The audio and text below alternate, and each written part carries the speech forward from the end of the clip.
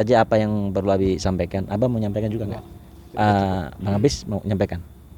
Baik, untuk selanjutnya sebelum kita ngebahas tentang sekilas sejarah dari Nyimas Utari yang disampaikan oleh guru kita yang mulia yaitu Abi Syarif Rahmat, tapi terlebih dahulu yuk kita dengarkan ada dari kalangan artis ya, public figure yaitu Bang Hafiz Salim atau Bang Tong. Untuk itu dengan mohon dipersilakan.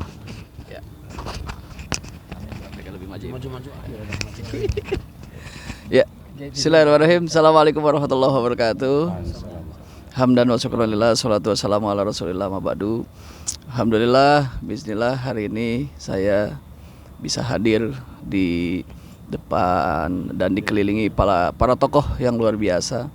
Dan tentunya ini satu kehormatan saya juga tiba-tiba ditelepon sama guru saya Bahuyut bahwasanya, dan tentunya di sini ternyata sudah ada juga guru saya Kiai Syarif Rahmat dan tentunya para tokoh dan para asatidz lainnya. Dan berhubung saya adalah orang Tapos Depok yang sudah kurang lebih 7 tahun di Tapos Depok dan sebelumnya di Depok, dan saya juga sangat senang banget bisa datang. Ternyata ada tempat yang gak jauh dari rumah saya dan ini ada tempat yang sangat bersejarah. Dan tadi sudah sedikit banyak saya dengar dari guru saya Kiai Syarif Rahmat dan tentunya dari tokoh setempat menjelaskan tentang makam-makam yang memang ini sangat bersejarah sekali untuk perkembangan Islam tentunya di wilayah Tapos Depok. Nah, jadi spirit saya kebangun untuk mau bertanya banyak nih sama guru-guru saya yang ada di sini, dan alhamdulillah tentunya mudah-mudahan ini bermanfaat juga buat sobat sosmed yang menyaksikan program di apa Bi namanya Bi? SQTV. Baik, boleh kita lihat di sini di makam yang tidak jauh dari apa namanya Depok. Di belakang sini sudah ada Podomoro ya, bangunan Podomoro yang sudah dikepung banyak bangunan-bangunan besar, apartemen dan tentunya perumahan-perumahan real estate. Nah, ini ternyata di sini ada makam yang sangat bersejarah sekali. Mungkin bisa jadi karena keberkahan dan karomah dari ulama-ulama, para pejuang-pejuang Islam terdahulu, sehingga ini jadi berkembang dan besar. Mungkin orang-orang tinggal di sini juga kebawa dampak dan efeknya gitu ya. Yang tadinya mungkin harga tanah nggak terlalu seberapa, tiba-tiba langsung melonjak naik dengan adanya Podomoro dan sebagainya. Itu bisa jadi mungkin karena adanya perjuangan dari para ulama-ulama terdahulu yang bagaimana bisa mengembangkan Islam di Tapos Depok seperti ini. Baik, Abi, mau nanya nih Bi. Ini saya alhamdulillah baru pertama kali saya datang ke sini, dan ini ada sejarah ini ya, makam Syekh. Saya tidak mendengar nama Syekh sebetulnya. Mungkin jangan tahu Pak. Iya, Pak RT. Istilah Syekhnya itu entah dari mana karena Iya. Abah. Tahu Ini saya jadi kayak langsung ini aja. yang dulu Siapa? cenderungnya Mbah Waliudin. Mbah siapa? Mbah ya? Mbah Waliudin. Mbah Aliudin. Itu setahu saya dulu. Enggak, kalau ada kata-kata Syekh dari Batu Nisan itu saya juga baru ngelihat nih. Karena dulu pertama di sini sebenarnya bangunannya emang ada udah. Saya tahu cuma di sini ada batu satu, di situ juga ada batu doang.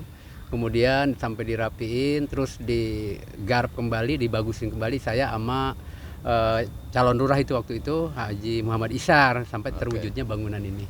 Ya kalau kata-kata Syekh kemungkinan besar saya juga baru tahu sekarang. Ya lebih cenderungnya lebih ngetrennya dulu dibilangnya Mbah Waliudin. Mbah Waliudin. Nah, siapa beliau? Sampai boleh dibilang ini makam di dibangun seperti ini.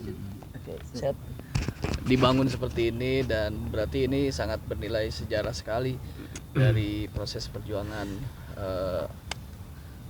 ulama kita seperti itu. Wallahu alam, cuma dulu katanya, saya juga katanya aja. Jadi salah satu ini katanya itu keturunan daripada Syekh Zatul Kahfi katanya itu, entah benar entah enggaknya itu kan kita juga enggak begitu jelas ya. Jadi katanya ada satu ikatan ke Syekh Zatul Kahfi, makanya di sini ya kemungkinan besar kalau kata Pak Kiai tadi ada satu mutiara yang tersembunyi, ternyata benar. Saya juga baru ingat bahwa ini di sinilah letaknya, bukan di sini gitu kan. Baru tahu sekarang, alhamdulillah dengan adanya kita kumpul sama PKI sama guru-guru kita ini, jadi kita lebih tahu, lebih wawasan ini pengalaman atau sejarah ini. Iya, ini kita hadir di sini kan pasti bismillah ya, karena izin Allah. Nggak mungkin ujuk-ujuk kita datang ke makam yang boleh dibilang kita nggak tahu siapa dan sejarahnya seperti apa. Berarti secara otomatis ini qadarullah yang memang Allah ingin tunjukkan kebesaran dan tentunya perjuangan para ulama yang kita kudu tahu gitu ya, orang-orang yang masa kini, supaya kita bisa menghormati dan menghargai para ulama-ulama terdahulu yang berjuang memperjuangkan Islam di negeri Indonesia seperti ini. Baik, dan sekarang saya pengen tertuju kepada makam yang di hadapan kita ini nih. Bi, bisa dijelaskan Bi, kalau tadi saya dengar sekilas makam ini makam pejuang ya, seorang perempuan, di mana dari nama menunjukkan beliau adalah seorang spionase katanya. Spionase berarti mata-mata ya. Apa nih yang bisa dijelaskan Bi dari kisah sejarah makam tersebut? Saya belum lama dapat kabar dari salah seorang di wilayah Jogja, Mataram, tentang siapa beliau ini. Beliau adalah Nyimas Utari, kalau nama yang dikenal di sana Sandi Jaya Ningsih.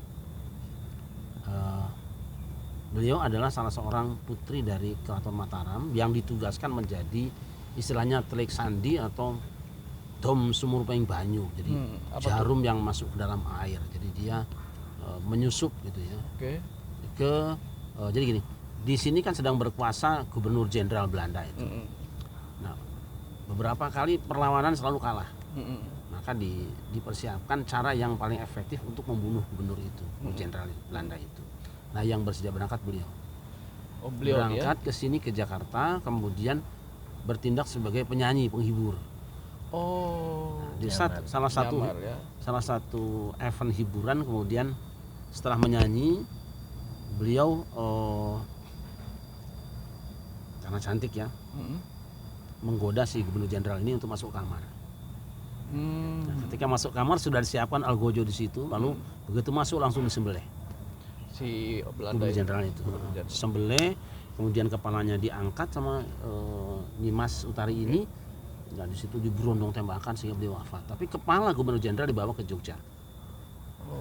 Itu konon sekarang kepalanya ada di tangga 176 kalau tidak salah, di Imogiri. Di mana tuh? Di Imogiri, di kuburan raja-raja. Jadi kalau orang-orang Jawa dulu di situ datang mengutuk-ngutuk di lantai itu, ngutuk-ngutuk nama itu, mengutuk, melaknat gitu. Nah, ini kan saya tanya teman-teman, amatnya di mana? Ya kami tahu ya di ini, kami cari ke sini. Dan kebetulan ketemu di sini, cuma ada sedikit perbedaan nama, ada Ningrumnya di sana Ningsih, tapi saya pikir itu biasa saja. Biasa saja kalau belakangan, kalau antara Jawa Barat dengan Jawa Tengah mungkin beda ya. Tapi Sandi Jaya Ningsih. Nah, di sini kan Utari Sanjaya Ningrum, itu biasa saja.